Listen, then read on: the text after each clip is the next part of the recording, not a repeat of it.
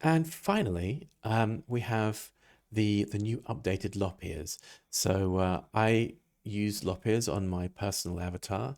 Um, and I just wanted to do a little update. I wanted really to have them interacting with the shoulders a little. So I've actually now got them so when they hang down, they actually hang in front of the shoulders. And when you move your head to the left and right, they kind of flip over onto the back and forward across the shoulders, which is much more dynamic than the previous one. So I can quickly show you this by just testing the avatar. So select your gesture manager, go over to the play mode, get play mode set up, and then I'm just going to move it close so you can see them a little bit more easily.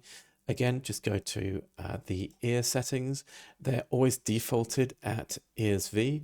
So I'm just going to switch these to LOP. It'll do a reset, and there we go. This is what the new ears look like, hanging over the shoulders.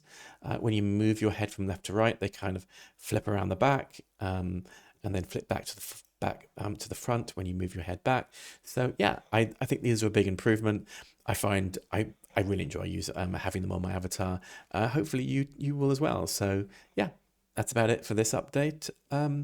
If you have any questions, just come to the Discord and let me know. There will be some updates on the textures for the teeth, which you'll need to do. It's very straightforward. I'll take you through that in another quick tutorial.